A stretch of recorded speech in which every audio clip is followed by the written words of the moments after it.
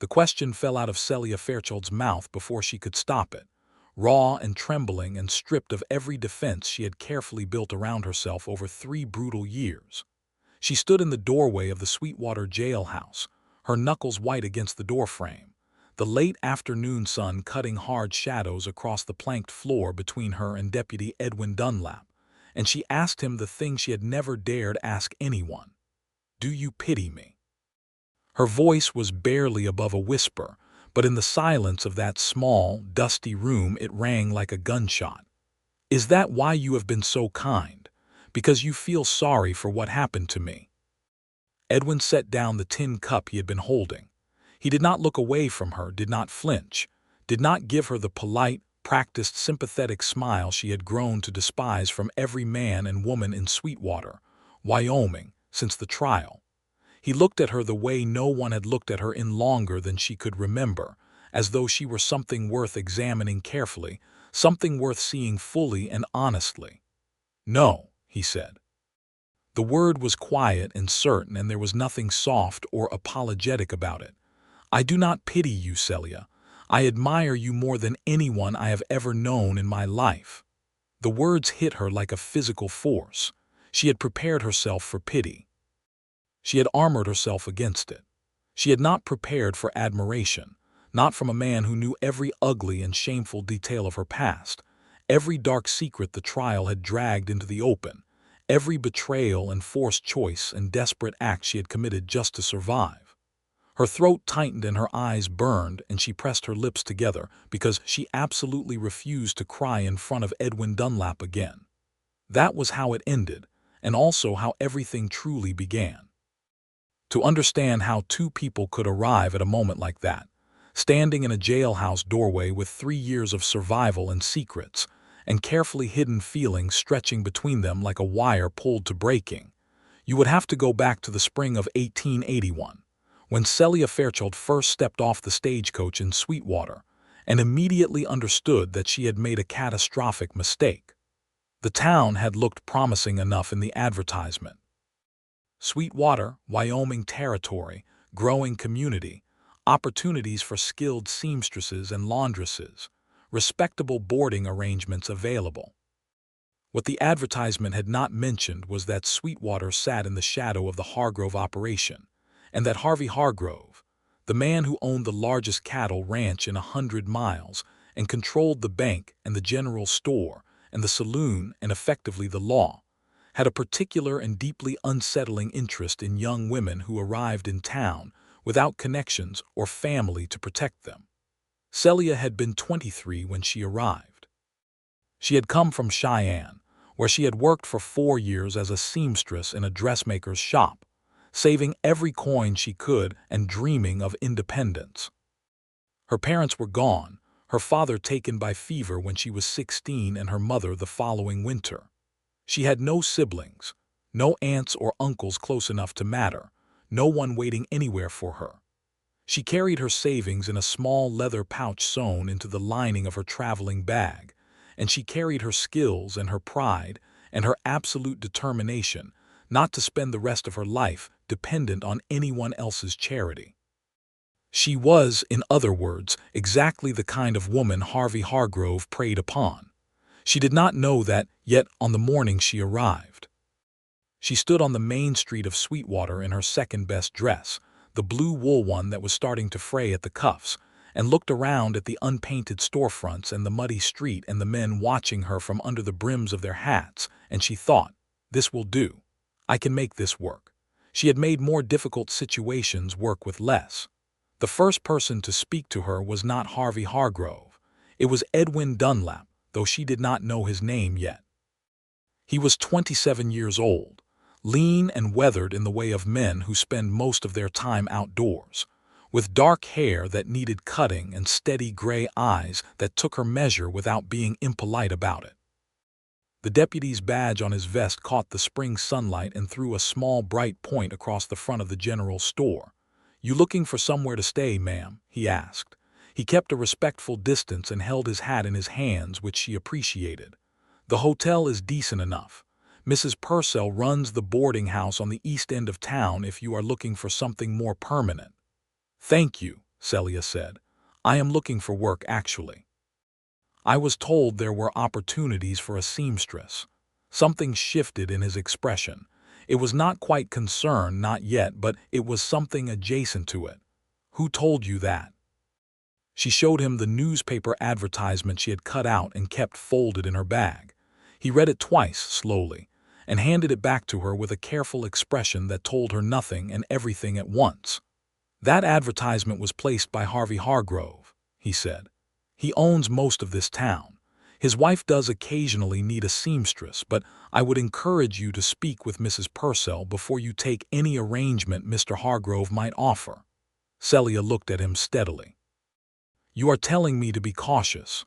"I am telling you to ask questions before you agree to anything," he said.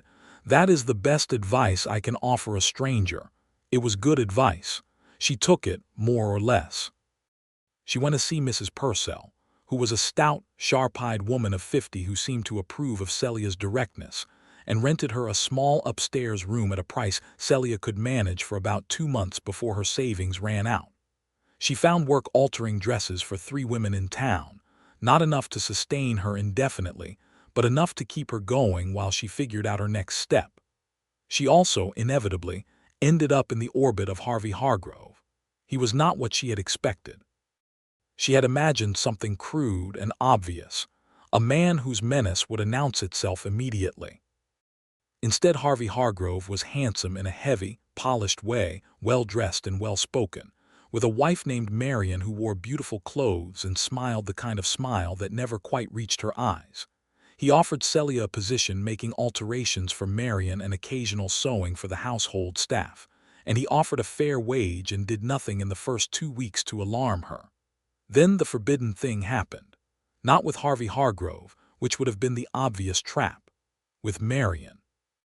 It was Marion Hargrove who came to Celia's workroom one evening after the household was quiet, who closed the door and sat down across from Celia's work table with her beautiful dress pooling around her feet, and who said in a voice barely above a whisper that she needed help and that she did not know who else to ask. Marion was being beaten, had been beaten, systematically, for the 7 years of her marriage. The bruises were always hidden under her beautiful clothes, always in places that her corsets and her long sleeves and her high collars concealed.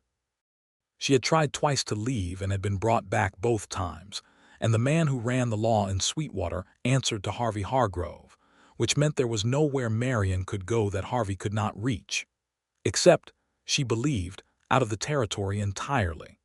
This was where Celia made the choice that would define the next 3 years of her life. She agreed to help. She smuggled Marion's jewelry out of the house piece by piece over 3 weeks, sewn into the hems of dresses she was supposedly altering. She arranged with a freight driver passing through to carry Marion to Laramie, where Marion had a cousin who had offered refuge. She helped Marion write letters to that cousin and helped her draft instructions for a lawyer in Cheyenne, who Marion believed she could trust. The plan almost worked. Marion made it 30 miles east of Sweetwater before Harvey Hargrove's men caught her. Celia was arrested the following morning on charges of theft, conspiracy, and fraud. The trial was a calculated humiliation. Harvey Hargrove had money and connections and a corrupt relationship with the territorial judge, and the charges were constructed to make Celia look like a scheming manipulator who had cultivated a vulnerable woman's trust for personal gain, rather than a woman who had risked everything trying to help someone escape a brutal and dangerous secret. The jewelry, which Celia had handled but never intended to keep, became the centerpiece of the prosecution's case. Marion recanted. Celia understood why. Marion was terrified and trapped, and she had a daughter she had not told anyone about, a 6-year-old girl who was already back in Harvey Hargrove's house, and Marion was not strong enough, not then, to risk that little girl's safety for the truth. Celia was convicted of theft and sentenced to 18 months. She served every day of it in the Territorial Women's Facility in Laramie. She came back to Sweetwater because she had nowhere else to go and no money to get anywhere else, and also because she was angry. She came back because Harvey Hargrove had stolen 18 months of her life and damaged her reputation, and she was not going to disappear quietly into disgrace the way he had probably intended. She came back because Marion Hargrove was still in that house, and so was that little girl, and Celia Fairchild had never yet in her life left a thing unfinished. Edwin Dunlap was the first person she encountered when the stage pulled in on a gray November morning in 1883.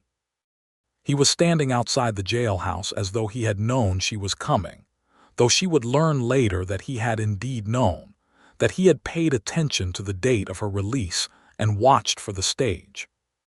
He looked different from how she remembered him, older in some way that had nothing to do with age, and he watched her step down from the stage with the same careful, direct attention he had given her that first morning 2.5 years ago. She had prepared herself for hostility, or for the particular brand of social exile that a convicted woman could expect in a small western town. What she had not prepared for was the way Edwin Dunlap walked toward her, unhurried and deliberate, and said, "Welcome back, Miss Fairchild. I kept your sewing basket. Mrs. Purcell has been keeping it, actually. She said you could have your room back if you want it." Celia stared at him. "Why?" she said. It came out sharp and suspicious, because 3 years of living carefully had made her suspicious of kindness. "Because you didn't do what they said you did," he answered. "And most people in this town know it, even the ones who won't say so out loud." She took the room.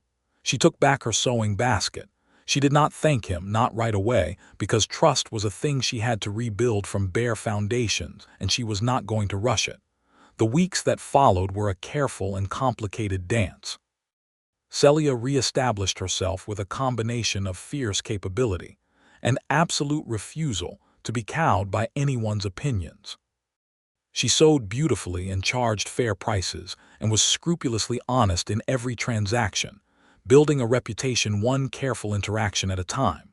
She did not speak publicly about Harvey Hargrove or the trial or anything related to her past. She carried herself with a dignity that some people found admirable and others found unsettling. Edwin Dunlap appeared at the edges of her days with a consistency that was not intrusive but was undeniably intentional. He fixed a broken hinge on the door of the room she used as a workroom without being asked. He walked her to Mrs. Purcell's on 3 occasions when he happened to be passing, and the street felt less safe than usual. He never pushed for conversation but responded readily when she offered it, and he had a quality she found rare in anyone, man or woman. He listened to her as though what she said was worth hearing. She told herself she was not interested in him romantically. She had enough to manage without complicating things with feelings. This was a sensible decision, and she maintained it with impressive conviction for approximately 6 weeks, at which point she admitted to herself in the privacy of her own thoughts, with considerable irritation, that she had been paying close attention to everything about Edwin Dunlap for the entirety of those 6 weeks, and that her reasons were not purely practical. He was kind without being weak. He was principled without being rigid. He had a dry, careful humor that surfaced unexpectedly in conversations and always surprised her into genuine laughter.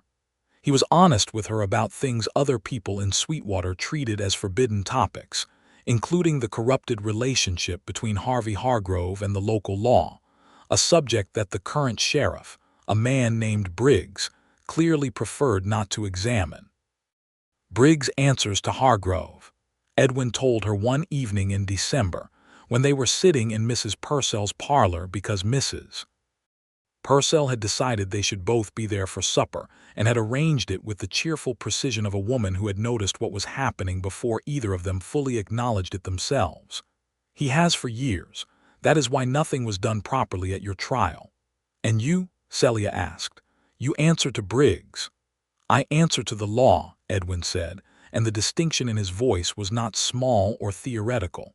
It was the kind of distinction a person builds a life around.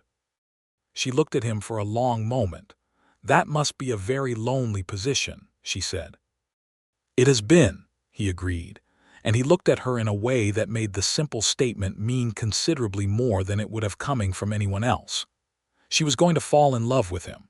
She knew it with a certainty that was more frightening than comforting, because she had built her life around not needing anyone, around the dark past lesson that depending on others left you exposed and vulnerable to betrayal. The forced choice between safety and feeling was one she had made once already in favor of safety, and look where that had gotten her. But Edwin Dunlap was different from the options she had considered before, and the heart is not always a reasonable organ. What delayed the natural progression of things was Harvey Hargrove. He had not been idle during the month since Celia's return. He had noticed her presence in Sweetwater with displeasure, and he had noticed with even greater displeasure that the deputy seemed inclined to treat her as though the trial had been the obvious corruption it had been, which it had been, and that people seemed to be warming toward her again. Harvey Hargrove did not permit things to develop in directions he had not chosen. He came to her workroom on a Tuesday in January 1884, and he came alone, and he closed the door behind himself without being invited to, and he sat down in the chair across from her worktable the same way Marian had sat in it 2.5 years ago, though for entirely different reasons. "Miss Fairchild," he said pleasantly, "I think it is time we had a conversation about your future in Sweetwater." Celia set down her needle and looked at him. She kept her hands still and her face composed, because she refused to give Harvey Hargrove the satisfaction of seeing her frightened, even though her heart was doing something unpleasant in her chest. "My future in Sweetwater," she said, "is my own business." "That is where you are mistaken," he said. He had a way of smiling that did not involve his eyes at all. "Everything in Sweetwater is my business to some degree. You are a convicted thief living in my town. I could make things very uncomfortable for you." "You could try," she said, and was rather proud of how steady her voice was. He leaned forward slightly. "There are things you know," he said, "things Marian told you. About arrangements I have with certain people, about where certain funds have gone. I would find it very inconvenient for those things to become public." He paused. "Conversely, I could be very helpful to you. A woman with a record needs friends in positions of authority." So that was the hidden motive behind the visit. He was not here to threaten her into leaving. He was here to recruit her, to bring her into his orbit on his terms, to make her complicit in his secrets so that she would have as much reason as he did to keep them. "No," she said. It came out exactly as simply as she intended. He studied her for a moment. The pleasant expression did not change, but something behind it shifted, became colder. "You should think carefully, Miss Fairchild." "I have thought carefully," she said. "I thought carefully for 18 months in Laramie, and I reached the same conclusion I am reaching now. Get out of my workroom, Mr. Hargrove." He left. But the trap was not done being set. 3 days later, someone broke the lock on her workroom door and ransacked the small space, scattering her fabric and overturning her work table. Nothing was taken. It was a message, and she understood it. 2 days after that, she overheard 2 men in the general store saying things about her character that were ugly enough to make Mrs. Purcell, who was standing nearby, go rigid with indignation. The campaign of harassment was subtle, in the way that Harvey Hargrove did everything, but it was consistent, and she felt it wearing at her reserves in a way that she had not anticipated. She had told herself she was stronger than this, and she was, but strength is not the same as invulnerability, and being strong alone is exhausting in a way that being strong with support is not. She told Edwin. She had not intended to. She had intended to handle it herself, the way she handled everything, but one afternoon in late January when he stopped by to ask if she needed anything from the general store, and he looked at her face with those steady gray eyes and said simply, "What has happened?" Something in her decision to handle everything alone crumbled slightly. She told him about Hargrove's visit, about the ransacking, about the men in the general store. Edwin listened to every word without interrupting. When she finished, he was quiet for a moment, then he said, "You should have told me sooner." "I did not want your help," she said, and meant it, and also knew that she was very glad she had his help. "I know," he said, "but I am going to give it anyway if you will permit me." She looked at him. "Why, what does it cost you to be on my side of this?" Briggs already watches you sideways. It costs me nothing that matters to me, he said. And you know exactly why, Celia, even if we have both been too careful to say it plainly. It was the first time he had used her given name. The sound of it in his voice did something unexpected to the careful architecture she had built around her feelings. She pressed her lips together and looked out the window for a moment to collect herself. "I'm not easy to be involved with," she said when she trusted her voice again. "I have a dark past and a conviction and enemies and an absolute refusal to be dependent on anyone." "I know," he said, and he was almost smiling. "Those are approximately the things I admire most about you." She looked back at him then, startled, and something happened between them in that moment that was not quite a declaration, but was considerably more than a conversation. The air in the small room changed, the way air changes before lightning. "You are going to complicate my life considerably," she said. "Very probably," he agreed. What Edwin did next was not dramatic or violent. He was a methodical, precise man, and he worked in the method available to him, which was the law. He began documenting. He had already been documenting certain irregularities in Harvey Hargrove's business dealings for the better part of a year, carefully and quietly, without telling Briggs, and without showing his hand to anyone. He added Hargrove's intimidation of Celia to his records. He wrote to the territorial marshal's office in Cheyenne, a long, detailed, carefully sourced letter that laid out every piece of evidence he had accumulated and requested investigation. He told Celia what he was doing, which she appreciated. He did not tell her everything was going to be fine, which she appreciated even more. He told her that there were no guarantees and that Harvey Hargrove was powerful and connected and that this might not succeed, but that the evidence was strong and the territorial marshal, a man named Fletcher who had a reputation for integrity, would at minimum take it seriously. "And if Fletcher does nothing?" she asked. "Then we find another avenue," Edwin said. "The federal court in Cheyenne. Newspaper people. There are journalists in Cheyenne and Laramie who cover territorial corruption and who would find Harvey Hargrove very interesting." She found herself watching his hands when he talked. They were capable hands, calloused and careful, and he used them when he spoke in a way that was not theatrical, but suggested a man who was deeply engaged with whatever he was doing. She found this disproportionately compelling and was mildly annoyed with herself about it. February came, cold and relentless as Wyoming February always is, and with it something Celia had not anticipated. Marion Hargrove appeared at Mrs. Purcell's door.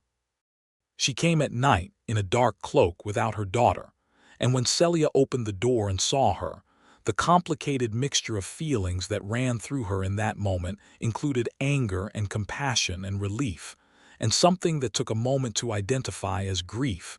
Grief, for the woman Marion might have been in different circumstances. "I know I don't deserve your help," Marion said. Her voice was steady in the way that people's voices are steady when they have been through enough things to have stopped crying about most of them.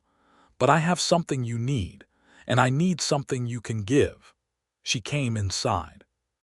Celia made tea, because the habits of hospitality are sometimes the only thing that maintains dignity in impossible situations, and they sat at Mrs. Purcell's kitchen table, while Mrs. Purcell sat tactfully in the parlor giving them the privacy of a closed door. Marion had kept a journal. 7 years of it, meticulous and dated, recording Harvey Hargrove's violence against her and also his business dealings, the payments to Briggs, the arrangement with the territorial judge who had presided over Celia's trial, the land fraud that had been the foundation of Hargrove's expansion over the past decade. She had kept it hidden in the false bottom of her sewing kit, which Harvey Hargrove had never thought to examine because he did not believe she was capable of sustained secret action. He had underestimated her, which was a mistake men in his position often made about women in Marion's. "If I give you this," Marion said, "Harvey will know it came from me. I cannot stay here after that. I need to get out, me and my daughter Clara, and I need money to do it, and I need to know there is somewhere to go." Celia looked at the journal, sitting on the table between them like a grenade waiting for a pin to be pulled. Then she looked at Marion, who was 34 years old and looked 50, and who had recanted the truth in a courtroom and sent Celia to prison for a year and a half, and who had nonetheless been living every day since in her own particular prison. "You could have done this without coming to me," Celia said. "You could have gone to the marshal directly." "I know," Marion said, "but it seemed right to come to you first. You are owed that." There were things Celia could have said. There were years of anger she could have laid on the table next to the journal. Instead, she said, "I will need to bring Edwin Dunlap into this." Marion closed her eyes briefly. "All right," she said.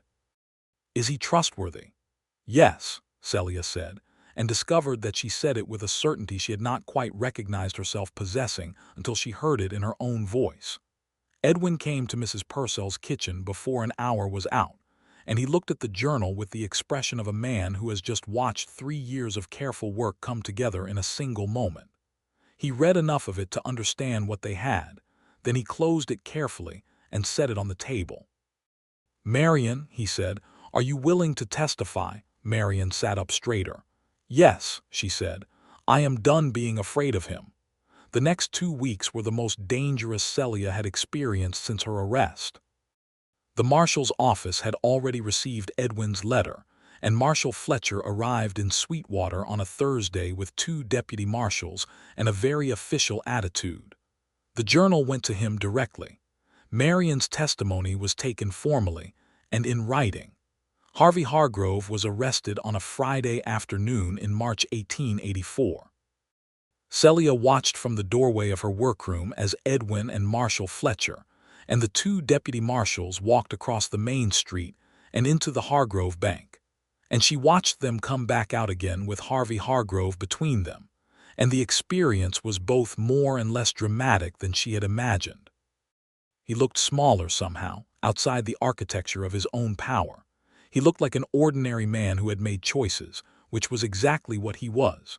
Sheriff Briggs resigned the following Monday. 3 months later, after a trial in Cheyenne that was nothing like Celia's trial, Harvey Hargrove was convicted of fraud, assault, and conspiracy. He was sentenced to 12 years in the federal penitentiary. Marion and Clara left Sweetwater the week after Hargrove's arrest, heading east toward a new life. Marion pressed Celia's hand at the stage and said nothing, because there was nothing adequate to say, and Celia let her go without bitterness, which felt like a kind of grace she had not been sure she was capable of. In the aftermath, Sweetwater felt strangely quiet, the way a room feels after a piece of furniture that has always been there is removed.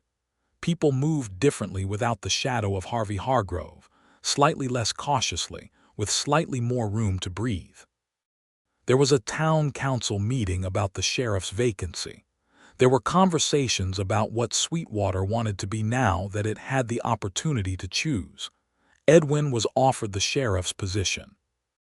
He told Celia about it on a warm evening in late April, when they were walking along the creek east of town, because they had developed a habit of walking in the evenings after supper, a habit that had begun practically enough with Edwin seeing her safely home, and had evolved into something that both of them looked forward to in a way neither had explicitly acknowledged but both understood perfectly well.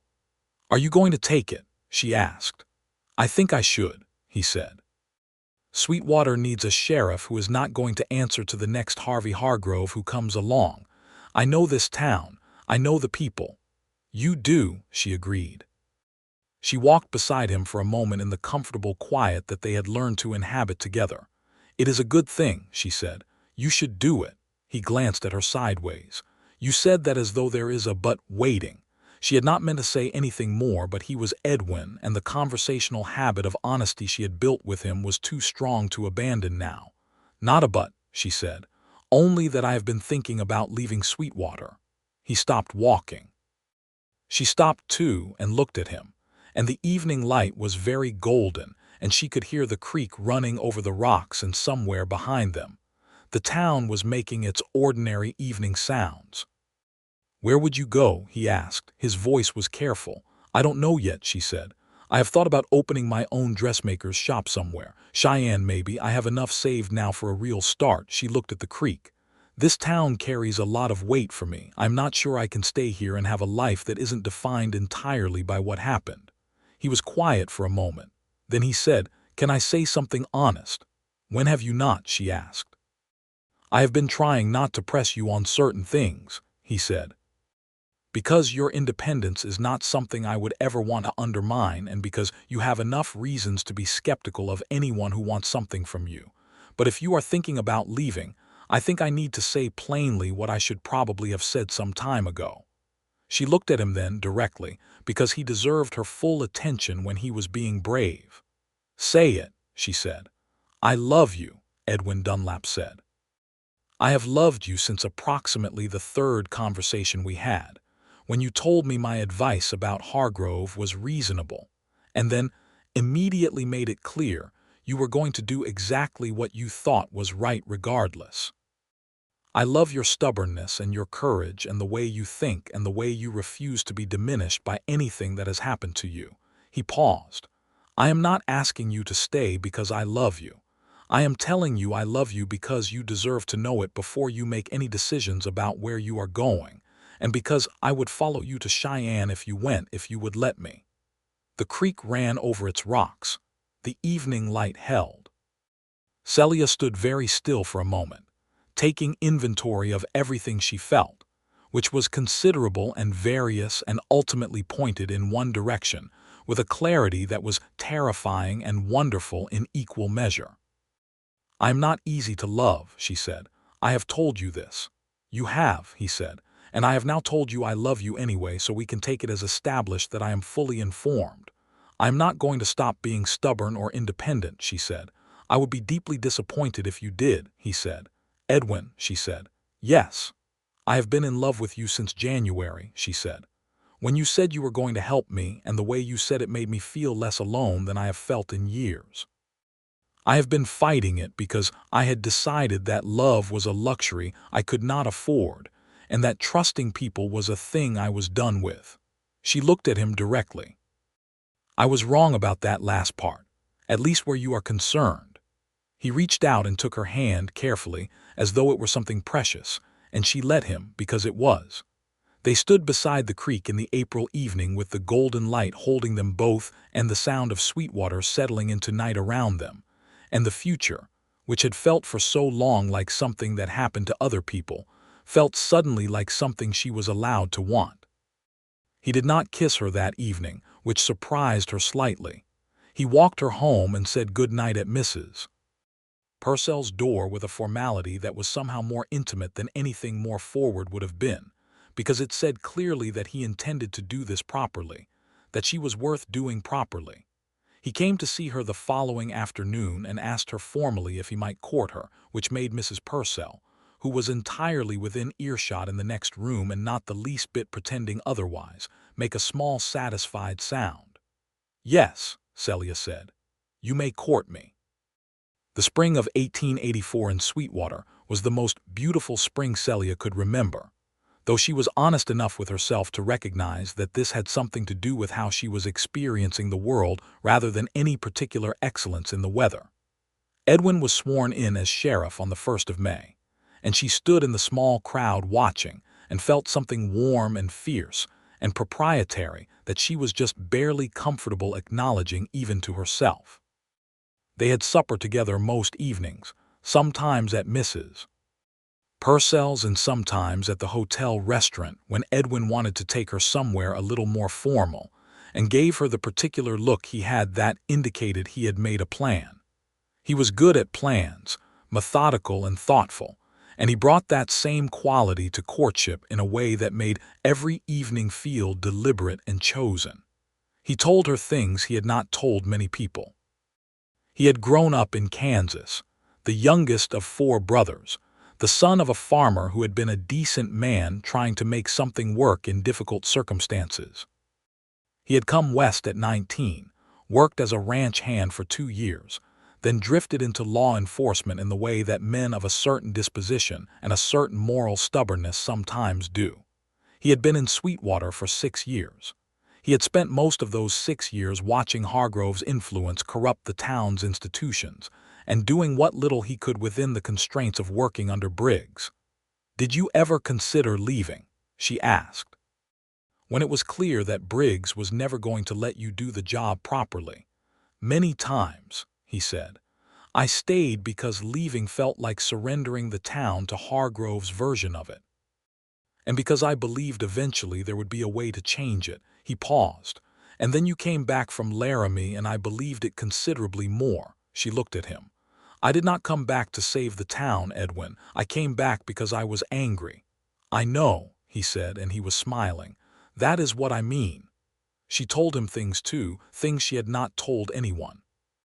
About her parents and the long, cold winter of their deaths, and the particular loneliness of being young and alone, and having to figure out survival without anyone to ask.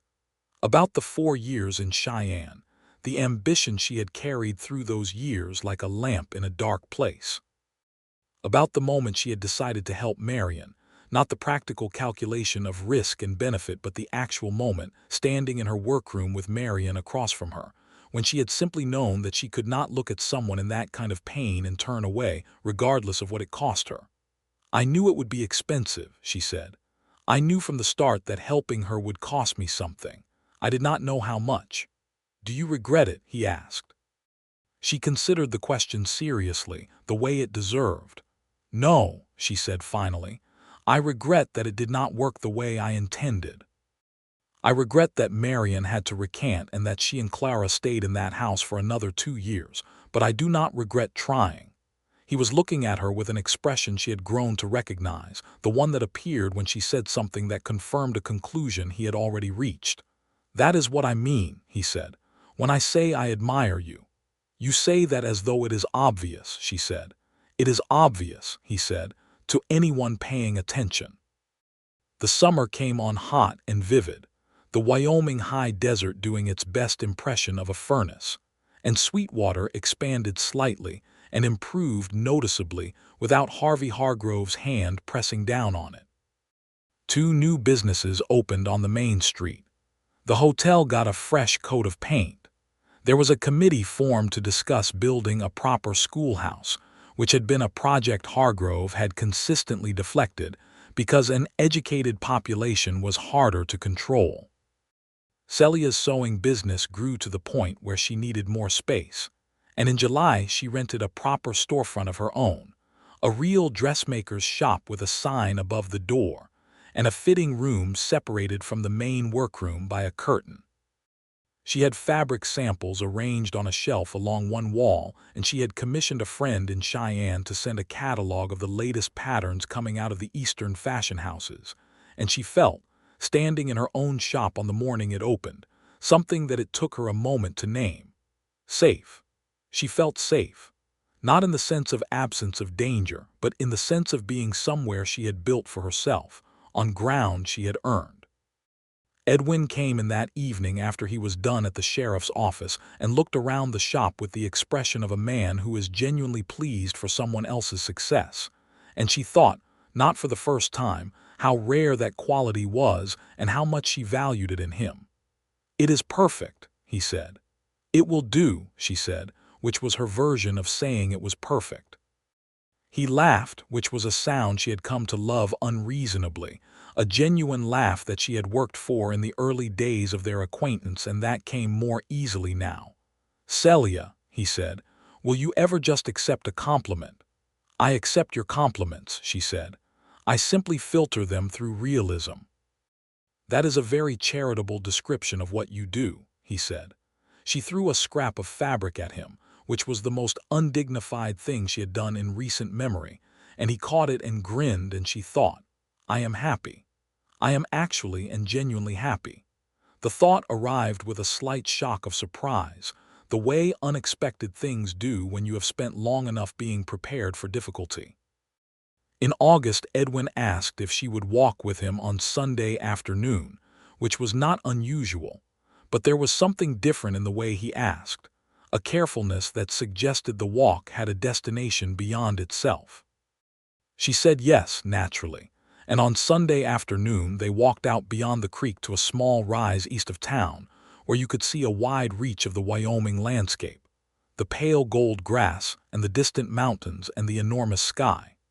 He had clearly rehearsed what he wanted to say, and she found that deeply endearing, that this man who was direct and calm in every professional situation had clearly been working on this particular speech. He told her that he had been the happiest he had ever been in his life since the spring, that she had changed what Sweetwater felt like to him by being in it, that she had changed what his future looked like by being someone he could imagine sharing it with. He told her that he understood if she needed more time or wanted to talk about it further or had reservations he had not accounted for. Then he asked her to marry him. He did not have a ring yet, which he acknowledged with a slight self-conscious look, and said he wanted her to choose her own if she was willing. Celia stood on the rise with the enormous Wyoming sky above her and the wind moving through the grass, and the man she loved looking at her with gray eyes that were more vulnerable in that moment than she had ever seen them, and she said, "Yes, Edwin, yes." He let out a breath that sounded like something loosening, and she realized he had actually been uncertain. She had not given him enough indication of her feelings, probably, in the careful way she had of managing her own emotional exposure. She took a step toward him and put her hand against his face and said, "I should have made it plainer that I love you. I am sorry for that." "You have made it plenty plain," he said. "I simply didn't want to assume." "You are allowed to assume certain things," she said, going forward. He kissed her then, properly, for the first time, on the small rise east of Sweetwater with the wide sky above them, and it was exactly what she had been imagining in the private part of her mind for months, which is to say, it was considerably better than anything she had words for. They were married in October of 1884 in the Sweetwater Church, which was a simple wood frame building that had been repainted in September by volunteers, part of the general civic improvement that had been proceeding steadily since Hargrove's arrest. Mrs. Purcell cried with a complete lack of self-consciousness, and then claimed she had something in her eye. The dress Celia wore was one she had made herself, ivory wool with small pearl buttons down the bodice and a hem that brushed the floor, the most beautiful thing she had ever constructed. Edwin, in his best suit, was so handsome that she had to look at him for a moment before she could begin walking down the aisle, simply because she needed the moment to compose herself, to remind herself that this was real and that she was allowed to have it. He said his vows in the same voice he used for everything important, quiet and certain, and without any theatrical inflection, the voice of a man who means exactly what he says. She said hers back to him in the same spirit, choosing the traditional words because she found them adequate and true. And when the minister pronounced them married, Edwin looked at her with an expression she could not fully describe and did not need to, because it was the expression of a person looking at the person they love, and it was completely and simply that. They settled into the house Edwin had rented, a small but well-built two-room house on the quieter end of Sweetwater's Main Street, near enough to her shop that she could walk to work every morning and far enough from the jailhouse, which was now the sheriff's office, that the sounds of the town's occasional nocturnal dramas did not disturb them. They made it into a home with the accumulated effort of two people who each had strong opinions about how things ought to be arranged, and who had enough respect for each other to negotiate those opinions without either one simply surrendering. She kept her shop. This had never been in question. She had made her independence a condition not of the marriage but of herself, an internal requirement, and Edwin had never suggested it should be otherwise. She ran the shop 6 days a week and employed, by the end of the year, 2 women from town to help with simpler alterations while she focused on the more complex construction work. He ran the sheriff's office with the same methodical integrity he had applied to everything else. He hired a deputy named Thomas Carney, a young man of 22 who had come to Sweetwater from Nebraska with good references and a sincere desire to learn. Edwin was a patient teacher, demanding in the right ways and understanding in others. Celia occasionally watched him with Thomas and thought about what kind of father he would make, and then felt pleasantly embarrassed by the direction of her own thinking. The winter of 1884 to 1885 was cold in the way that Wyoming winters are cold, profoundly and without apology. But the house held warmth well, and they had enough firewood laid in each other, which covered a considerable range of cold. She discovered that Edwin was an unexpectedly good cook for a man who had been largely fending for himself, and he discovered that she had strong opinions about the proper way to make coffee and no inclination to moderate them. These were the kinds of discoveries that a marriage is built of, small and accumulating, the texture of shared daily life. She told him things in those winter evenings that she had not expected to tell anyone. About the deeper fears, the ones underneath the practical surface fears, the terror of being genuinely known and found insufficient. About the way the trial had not just damaged her reputation but her sense of her own competence, her certainty that she could navigate the world effectively, because she had tried to do something good and it had gone badly wrong, and part of her had not fully recovered from that. "You did not fail," Edwin said. "Marion is out. Clara is out. Harvey Hargrove is in federal prison. You started something that finished, even if it took longer and cost more than it should have." "I know," she said. "Knowing it and feeling it are different processes." "They are," he agreed, and did not try to resolve the gap between them, which was the right response. He simply sat with her in it, which was what she needed. In February 1885 she realized she was pregnant. She sat with this knowledge for 3 days, turning it over, examining it from different angles before she told Edwin. She had not been certain she wanted children, had held the question open and somewhat at a distance, and now the question was answering itself, and she was trying to determine how she felt about the answer. She finally concluded, terrified and delighted in almost exactly equal measure. When she told Edwin on a Tuesday evening in February, he went still and then looked at her with an expression she had not seen before, something open and unguarded in a way that even his most honest expressions had not quite been. He reached across the supper table and took her hand. "Are you all right?" he asked. "How are you feeling?" She appreciated that this was his first question. Not excitement or plans or announcements, but "How are you?" "Frightened," she said, "and glad, both very strongly." "That seems exactly right," he said, and squeezed her hand. "I am also both of those things." The pregnancy progressed through the spring and into the summer of 1885, and Celia's life adjusted around it with the organic pragmatism she applied to everything. She hired a third woman for the shop to cover the work she could not manage as she grew heavier, and she continued to design and cut fabric well into the 8th month, because sitting still for too long was not in her nature. The women of Sweetwater proved surprisingly generous as her pregnancy became visible. There were a great many visits, offers of help, advice both solicited and otherwise, and the making of small garments in various states of completion.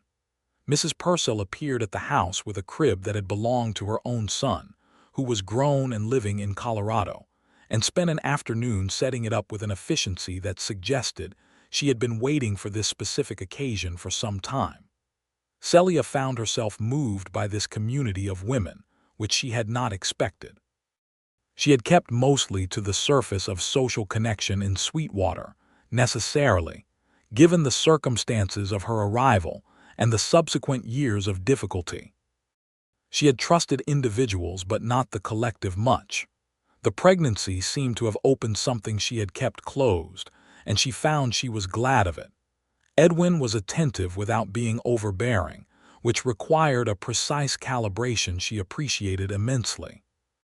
He asked how she was feeling every day and meant it, and he took on without commentary the various household tasks that became more difficult for her as the months passed, and he came home from the sheriff's office every evening at the same time, which she had not asked him to do but which she noticed and was glad of.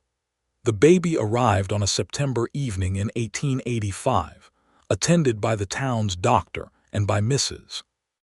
Purcell, who had appointed herself an assistant with an authority that nobody had any interest in challenging.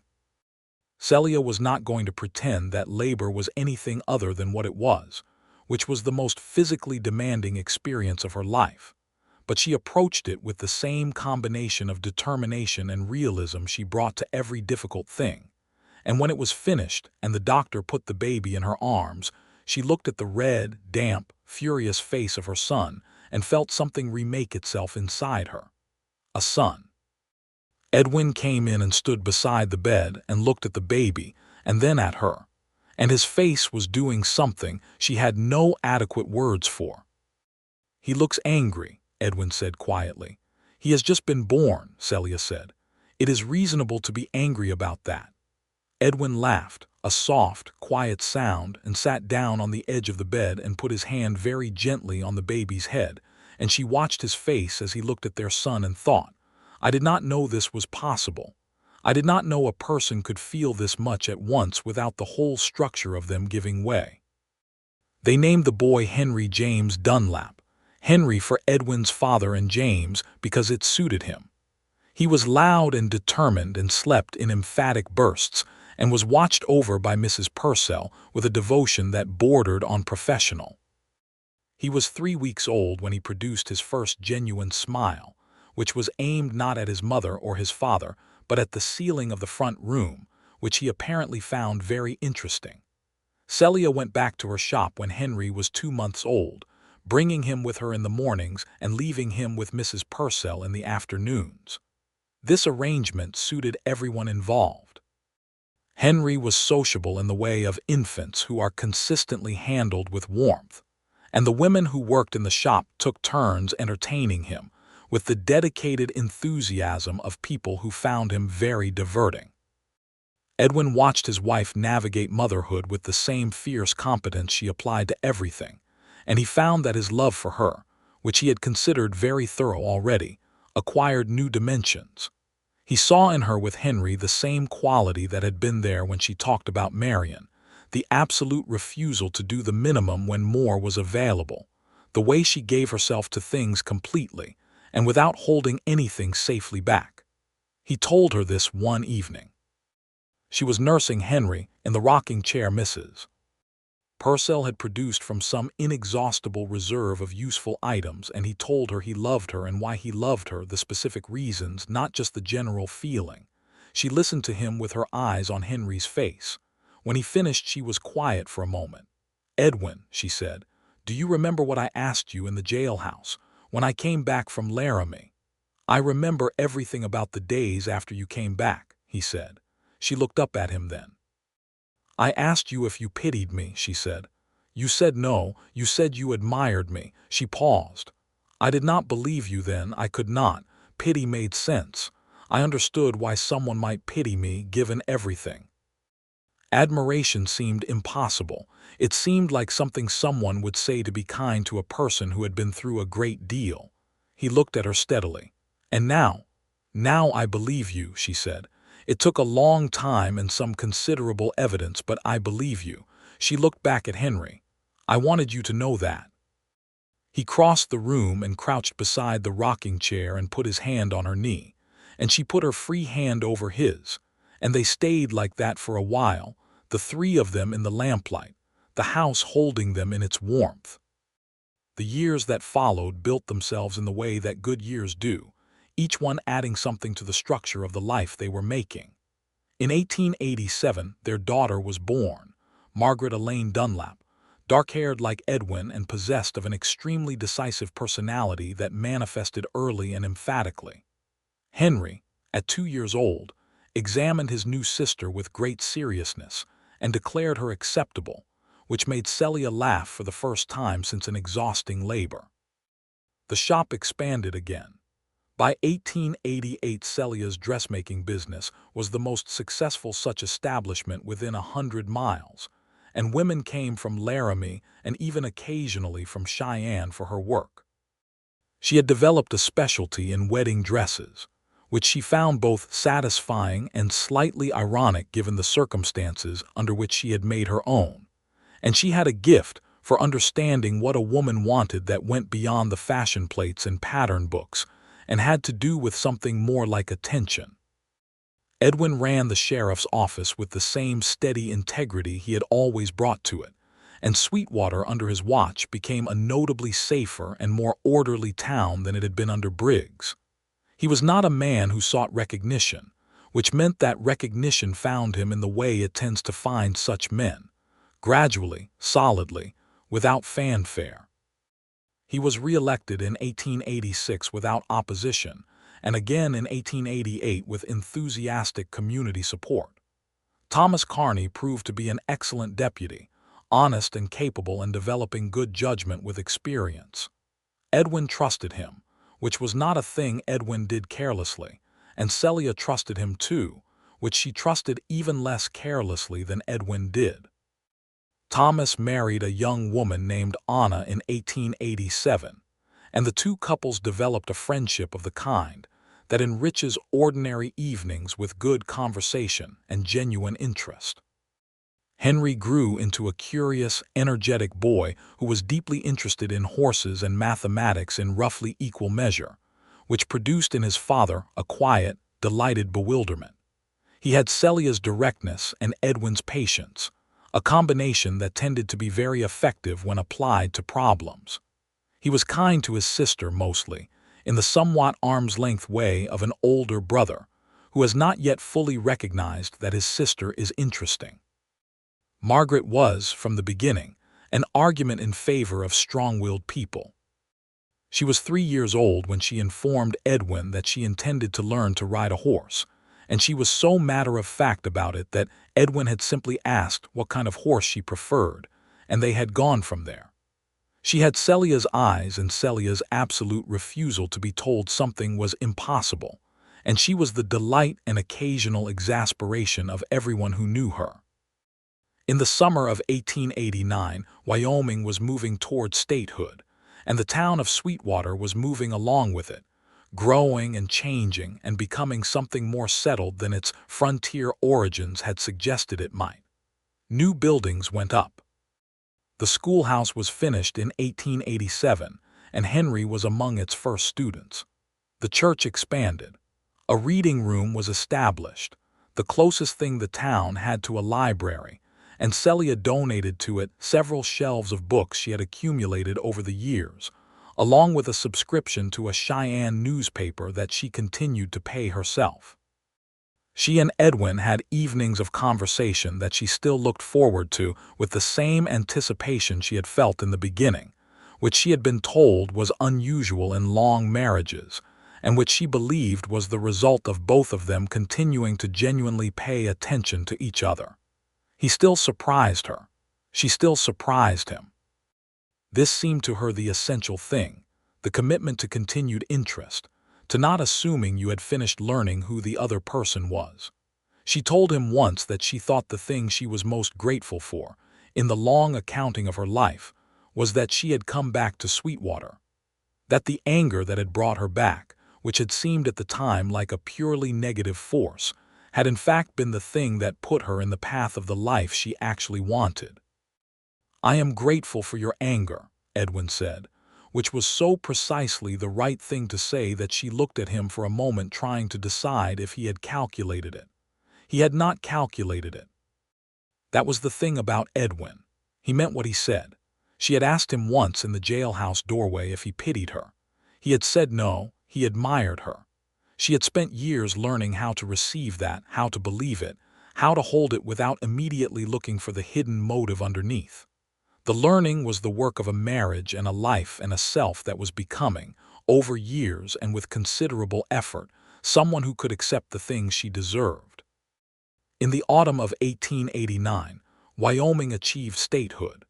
Sweetwater celebrated with bonfires and a speech by the mayor and more enthusiasm than the small town had produced in years. Edwin stood with Celia on the main street with Margaret on his shoulders and Henry beside them, watching the bonfires send light up into the enormous Wyoming sky, and the moment had the quality of something complete, something that had reached the shape it was meant to have. "You know what I was thinking about today," Celia said. "Tell me," he said. "The advertisement," she said. "The one I answered when I came here the first time. It said growing community, opportunities for skilled seamstresses." I thought it was just an advertisement. He looked at her sideways with the smile she had loved from early days. "And was it not?" "It was considerably more than an advertisement," she said. As it turned out, he put his arm around her, standing in the light of the bonfires, the children beside them, the new state of Wyoming making its noise around them, and she leaned into him with a comfort that was nothing like the careful self-management she had lived by for so many years before she learned to trust him. It was the opposite of that. It was the comfort of knowing exactly where you were and who you were with, and that both of those things were right. Henry looked up at them and said, "Are you two going to stay here all night?" "Probably not all night," Edwin said, "but a while longer." Henry accepted this with the practical patience of a 7-year-old who had learned that his parents had their own reasons for things, and that asking too many questions only delayed supper. He went back to watching the bonfires. Margaret, from her perch on Edwin's shoulders, said, "I like the fire." "I know you do," Celia said. "Try not to get too close to it later." "I won't get too close," Margaret said, in the tone she used when she intended to make no promises whatsoever. Celia looked up at her daughter and then at Edwin, who was also looking at Margaret with the expression of a man who has learned to pick his battles wisely. And they shared between them the specific wordless communication of two people who have been raising children together long enough to have developed their own private language about it. She thought about the woman she had been when she arrived in Sweetwater the first time, young and alone, and carrying her savings in a leather pouch and her pride in both hands.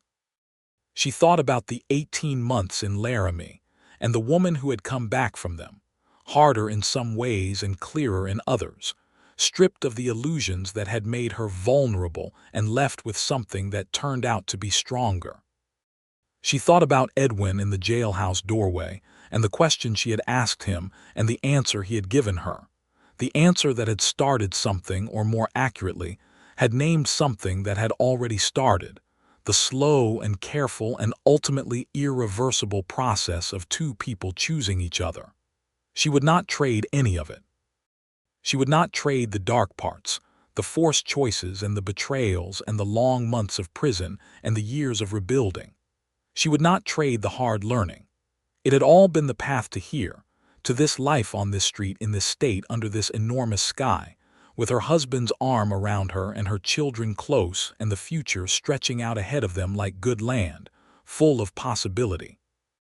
The winter of 1889 brought deep snow that turned Sweetwater into a landscape of white silence, and Edwin came home one evening with cold reddened cheeks and the smell of winter air on his coat, and he came through the door and found Celia reading by the lamp in the front room, the children already in bed, and he hung up his coat and his hat and came and sat beside her, and she put her book down without being asked.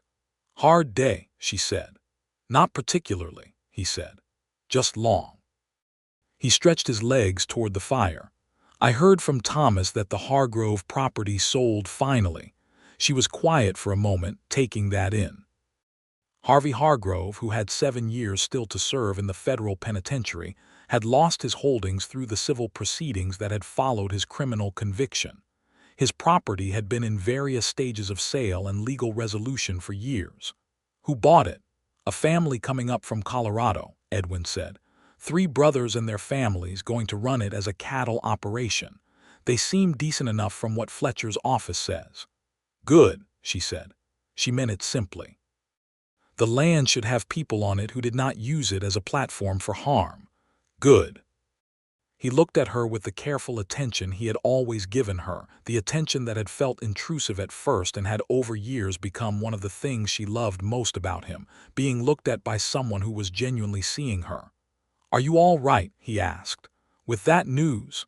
"Yes," she said, and then, because she was honest with him, it was strange for a moment, and then it was just news.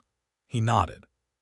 He reached over and took her hand in the comfortable, habitual way they had developed, not the careful reaching of the early days but the easy certainty of people who had been doing this long enough that the gesture was as natural as breathing. "I have been thinking," he said. "About what?" About building, he paused. This house is comfortable, but it is small. Henry needs more room. Margaret certainly needs more room, though I suspect that Margaret could fill any size of space and still feel it insufficient. He glanced at her. And there might be more need for room in the future. She looked at him. Are you suggesting something specific? I am suggesting, he said carefully, that if you were open to it, a larger house might accommodate a larger family. If that is something you want. She was quiet for a moment. Then she said, I want 3 children. He looked at her with an expression that was carefully restrained but did not entirely succeed at it.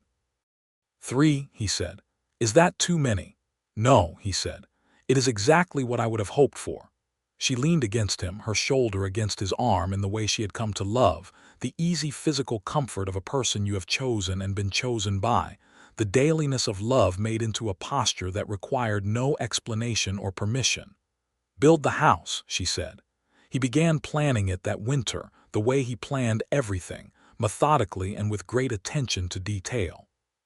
He talked to the carpenter in town, a man named Aldrich who was excellent at his work, and he talked to Celia about what she wanted in a house, which was direct sunlight in the workroom she intended to use for sewing at home on evenings and mornings, and a proper kitchen and a porch. A porch, she said, that faces west so we can see the sunset. West-facing porch, he wrote down in the careful way he had of writing things. And space for a garden, she said. I want to grow things. He added that too, then he looked up at her. Anything else? She thought about it. I want the house to be the kind of house that people are glad to come into, she said. Mrs. Purcell's house is like that. You walk in and it feels like something good. I want ours to be like that. He looked at her with the expression she had first seen in the jailhouse doorway and had been seeing in various forms ever since, the expression she had finally, after years of work and evidence and his patient insistence on her worth, learned to receive without deflecting. It will be, he said, because of you. She shook her head slightly, the old reflex, and then she stopped herself, because she had been practicing, for years now, not dismissing what he offered her. Because of us, she said, which was a compromise between deflection and full acceptance that she was working on improving. He smiled. Because of us, he agreed. The house was built in the spring of 1890, on a lot 2 streets east of the main thoroughfare, with the west-facing porch he had promised and the bright workroom she had specified, and a proper kitchen with a good stove, and 3 bedrooms and space for a garden beside the south wall. Henry declared the larger bedroom he was given entirely satisfactory. Margaret informed them that her bedroom needed a window that opened, which it had, and that she intended to hang something in it, which was received without comment. They moved in on a May afternoon, carrying their things down the street with the help of Thomas and Anna Carney and Mrs. Purcell, who was everywhere at once in the way she always was when something needed organizing. Edwin carried the rocking chair.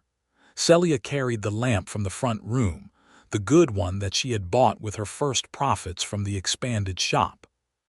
In the evening, after the children were in bed and Thomas and Anna had gone home, and Mrs. Purcell had been firmly sent back to her boarding house with the promise that she could see the finished arrangement in the morning, they sat together on the west-facing porch and watched the last of the daylight leave the sky in colors that the enormous Wyoming horizon made into something worth watching in silence.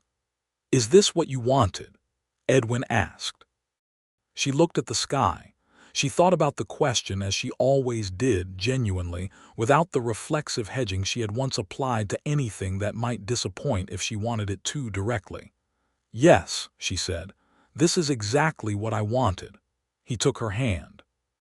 The stars were beginning to appear, the Wyoming stars that were so much more visible than anything she had seen growing up in more settled country, brilliant and numerous, and making the darkness between them seem like simply the space that lets you see the light clearly.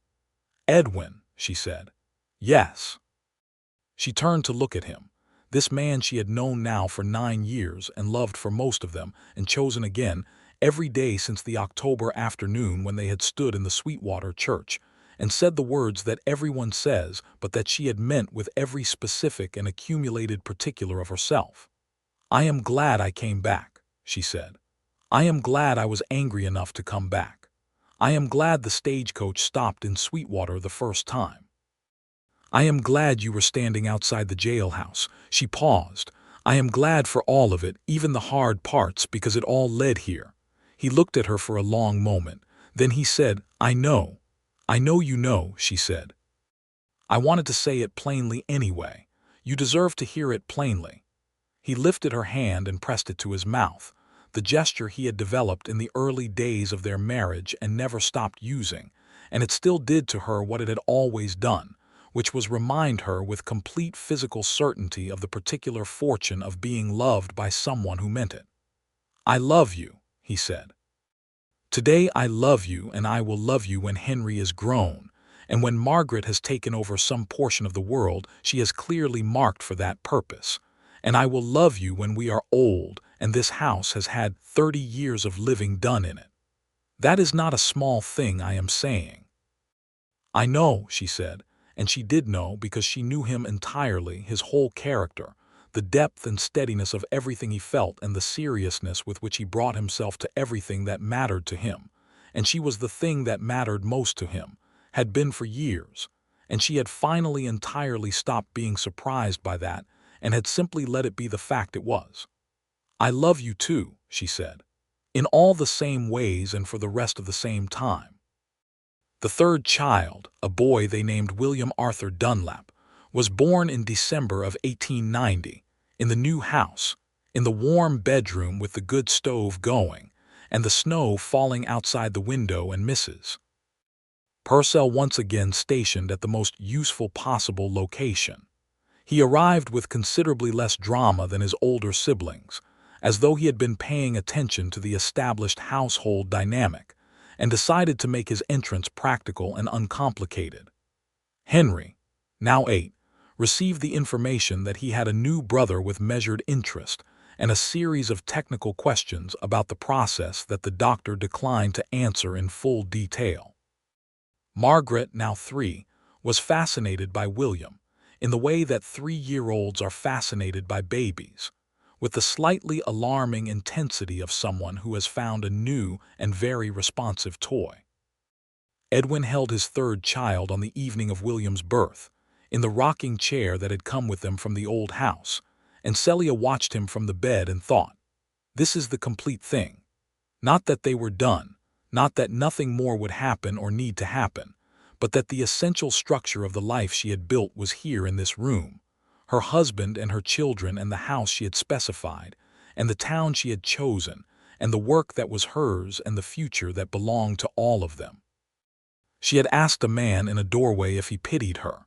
She had not been able in that moment to imagine any response that could reach her through the wall she had built. But he had said what he said, and she had eventually, through years of his patient and steady and entirely sincere regard, learned to believe it. He did not pity her. He admired her. He had gone on admiring her as she built her shop and raised her children and grew her garden on the south side of their house, and argued with him about the proper way to make coffee and laughed at his humor, and sat with him in silence on the west-facing porch in every season.